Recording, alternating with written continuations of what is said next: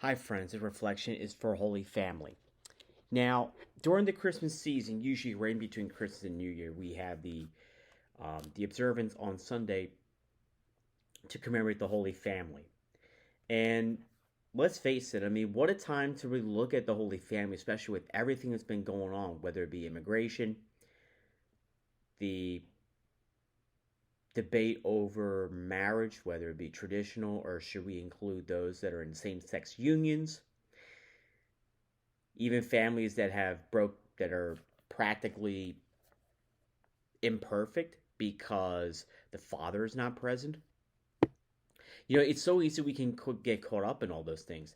But at the same time, we must take hope, friends, because we look at the family, they are the model of what every family should be.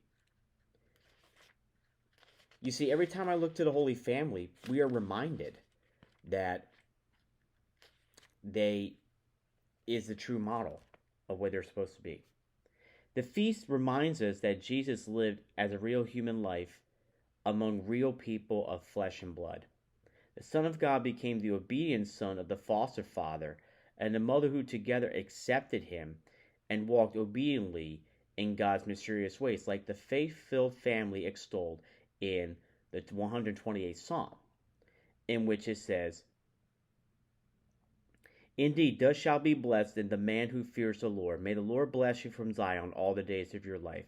May you see your children's children in a happy Jerusalem. Your children, like shoots of the olives around your table.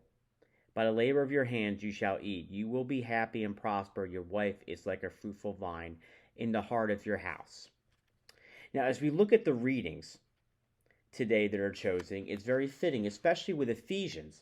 Now, you have two options that happens. Now, I hope they pick the one where it's kind of long. They either get the annotated, you can read the annotated version, or you read the whole thing in its entirety. To me, if you don't read the whole thing entirety on Holy Family Sunday, there's a problem. With your pastor, that is, of course. But you're welcome to snitch him out for me. So yeah. Busted. So in Ephesians chapter 6, St. Paul says, Children, obey your parents in the Lord, for this is right. Honor your father and mother, which is taken from one of the commandments that God gives us on Mount Sinai. We are called to be obedient to our parents. Now, when we look at this, they're just like thinking, oh, is it just like our parents on earth? Well, not exactly. Instead, the family too is to come, which is, our loving Father God, and of course, our parents here on earth. So it says here, wives, be subordinate to your husbands as is proper in the Lord. Husband, love your wives and avoid any bitterness toward them. If there's a family household that does not have love, there is a problem. Without love, there's no family. The greatest destroyer of love is hatred. And let's face it, the devil loves attacking families. Why? Because God created family. He created so it could be good. Sadly, it's under attack today. That's why it is our job, friends, to protect the family. Why do you think so many kids are getting in trouble these days? It's because the father is absent. The father is missing in action, right? Fathers, if you're watching this, I'm not talking about the priest fathers, but, well, I'll get to you in a moment, but to all fathers out there, I don't care if you're married, single, separated, whatever. You're called to love your children.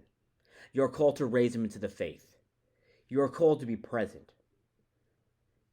It's easy to be caught up like in your obligations for work and everything, but your children need you. Your family needs you. You must help them grow in faith. 9 times out of 10, according to a sociologist, the children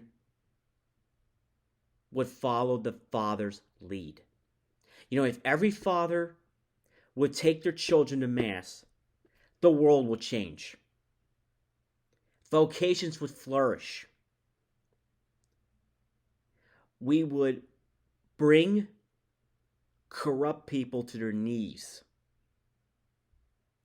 When fathers stand up, you also bring corruption in education to its knees.